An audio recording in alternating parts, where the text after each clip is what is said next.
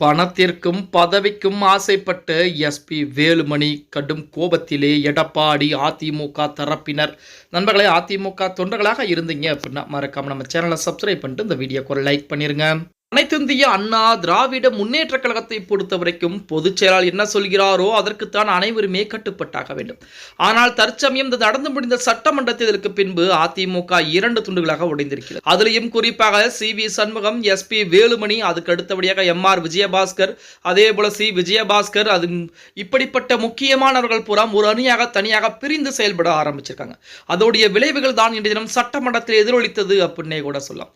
தமிழக வெற்றி கழகத்திற்கு ஆதரவாக நமது எஸ்.பி. வேலுமணியாகட்டும், சி.வி. சண்முகமாகட்டும், எம்.ஆர். விஜயபாஸ்கர் ஆகட்டும், சி. விஜயபாஸ்கர் உட்பட ஒரு 30 நபர்கள் ஆதரவுகளை தெரிவிச்சிருக்கிறார்கள். அதே போல எடப்பாடி பழனிசாமிக்கு ஆதரவாகவும் தமிழக வெற்றி கழகத்திற்கு எதிராகவும் ஒரு 17 நபர்கள் வாக்குகளை கொடுத்திருக்காங்க அப்படின்னே கூட சொல்லலாம்.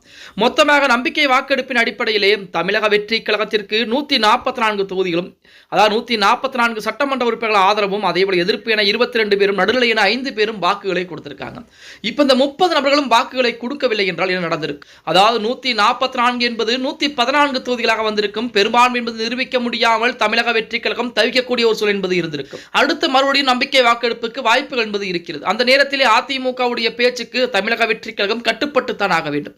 ஆனால் எஸ்.பி. வேலுமணி போன்றவர்கள் ஆட்சியிலே பங்கு கொடுப்பார் விஜய், எங்களுக்கு அமைச்சர் பொறுப்பை கொடுப்பார், அந்த அமைச்சர் பொறுப்பை வைத்து நான் பல மடங்கு பணத்தை சம்பாதித்து விடுவேன் என சொல்லி தற்சமயம் தமிழக வெற்றி கழகத்திற்கு ஆதரவுகளை கொடுத்திருக்கிறார். அதிலையும் குறிப்பாக சி.வி. சண்முகம் ஆதரவை கொடுத்திருக்கிறார். 2 நபர்கள், அதாவது அதிமுகவிற்கு 4 அமைச்சர் பொறுப்பு என்பது ஒதுக்கப்படுவதற்கு அதிகப்படியான வாய்ப்புகள் என்பது இருக்கிறது. அந்த 4 நபர்களுமே யார் யார் அப்படின்னு பார்த்தோம்னா S P. Velumani, CV. Shanmugam, MR. Vijayabaskar, C. Vijayabaskar. இந்த 4 நபர்களுக்கும் அமைச்சர் பொறுப்பு என்பது தமிழக வெற்றி கழகத்தின் சார்பாக கொடுக்கிறோம் என சொல்லப்பட்ட அந்த ஒரு வார்த்தைக்கு கட்டுப்பட்டு தமிழகத்திலே மாபெரும் ஒரு இயக்கமாக, கடல் போன்ற ஒரு இயக்கமாக இருந்த அதிமுகவை அழிவு பாதை கொண்டு சென்று விட்டு விட்டார்கள் அப்படின்னு சொல்லியாகணும்.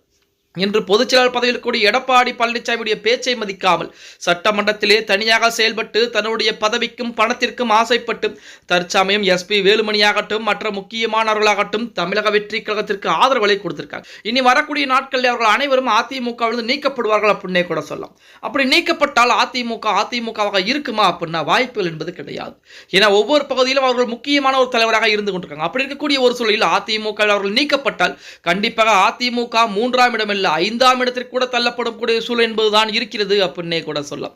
நமது சசிகலாவையும் தாண்டி அதிமுக பின்னோக்கித்தான் செல்லக்கூடிய ஒரு சூழல் என்பது இருந்து கொண்டுதான் இருக்கக்கூடிய ஒரு சூழல் என்பது இருக்கிறதாக தற்போது இணையதளங்களிலே செய்திகள் என்பது உலா வந்து கொண்டு இனி வரக்கூடிய நாட்களிலே அதிமுக என்ன செய்ய போகிறது, யாருக்கு ஆதரவு இருக்க போகிறது, பொதுச்செயலாளராக எடப்பாடி பழனிசாமி இருப்பாரா இல்லையா அப்படிங்கிறத பொறுத்திருந்துதான் பார்க்க வேண்டும். ஓகே கைஸ், வீடியோ பிடிச்சிருந்தா மறக்காம லைக் பண்ணுங்க. நம்ம போடக்கூடிய வீடியோ பற்றின கருத்துக்களை கீழே மறக்காம கமெண்ட் பாக்ஸ்ல பதிவு நண்பா.